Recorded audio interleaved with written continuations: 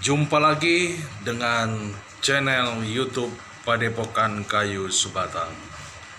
Masih bersama Abah Rahman di sini, menjumpai Anda yang senang akan hal-hal supranatural. Apa kabar semuanya? Iya, kabar baik tentunya. Kali ini Abah Rahman akan membahas tentang makam keramat. Misteri makam keramat. Ada apa sebenarnya di makam keramat? Sehingga orang datang berbondong-bondong ke tempat itu, baik siang ataupun malam. Penasaran bukan? Namun kita tidak akan membahas dari segi kacamata agama ataupun dari sisi yang lain. Saya membahasnya berdasarkan pengalaman pribadi saya, berdasarkan hal-hal yang saya rasakan ketika menjalani prosesi ini. Bagaimana rasanya rutin ke tempat keramat ataupun makam keramat? Ini dimulai dari sebuah perjalanan mencari jati diri.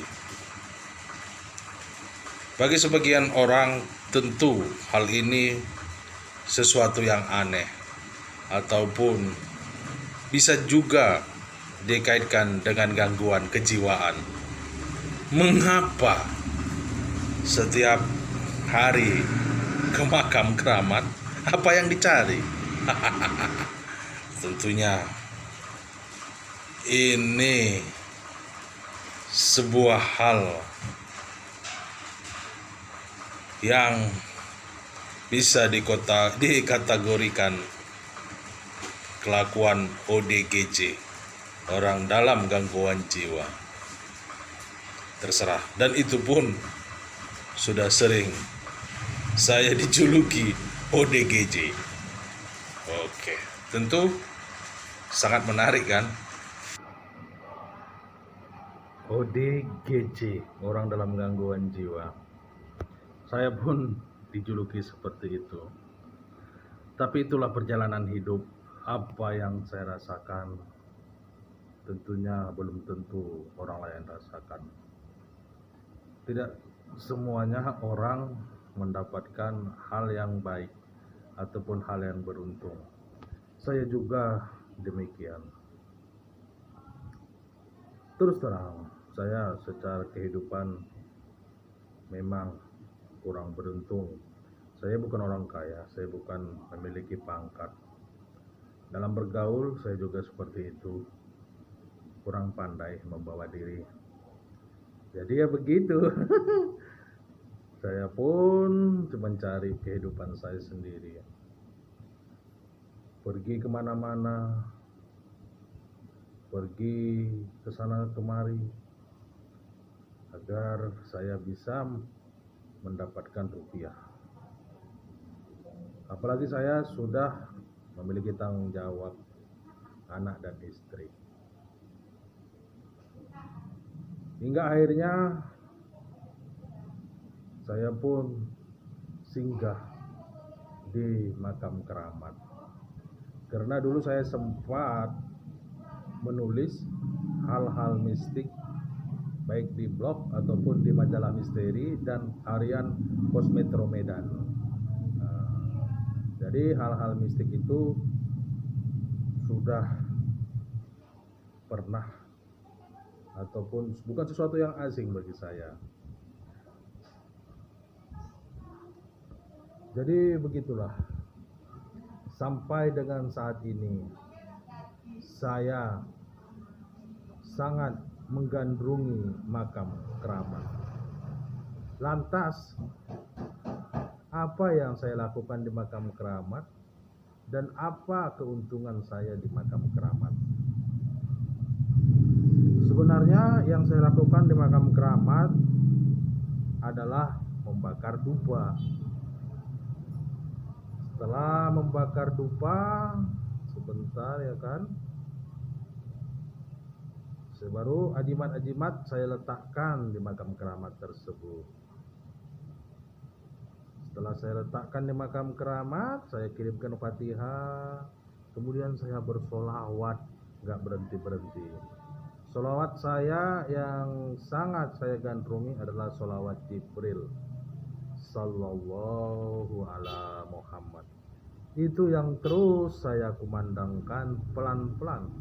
Sallallahu ala Muhammad, Sallallahu ala Muhammad, Sallallahu ala Muhammad, Sallallahu ala Muhammad,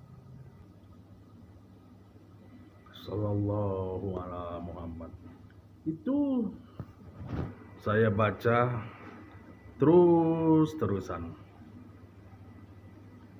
Dan kemudian saya berdoa supaya ajimat-ajimat tadi berguna bagi yang memakainya. Pasien-pasien saya berhasil semuanya. Dan itu saya lakukan sejak bulan Mei tahun 2009. Kalau di Medan saya suka di makam Mbah Raden di Marelan, makam Nyai Ronggeng yang di Tembung, pemandian Putri Hijau, makam Syekh Kubah Terbang di Marendal. Nah, itu merupakan tempat langganan saya untuk ritual di makam keramat. Saya lakukan itu sendiri. Saya lebih senang di makam keramat daripada di keramaian. Nah, dari situlah orang menganggap saya sinting. Karena pagi saya di sana, terus sampai malam baru saya pulang. Dan ternyata itu sekarang ini tahun 2021 ya, sekitar hampir 12 tahun saya melakukan itu dan bisa menghidupi anak istri saya. Ngalap barokah. Bagaimanapun saya sudah sangat membuktikan kalau itu bisa sebagai salah satu jalan rezeki untuk saya. Nah, makam keramat,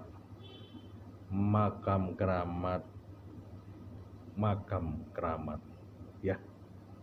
Demikian dulu ya para pemirsa Padepokan Kayu Sebatang, ulasan saya tentang makam keramat. Lain waktu kita jumpa lagi. Salam Padepokan Kayu Sebatang, saya Abah Rahman. Terima kasih.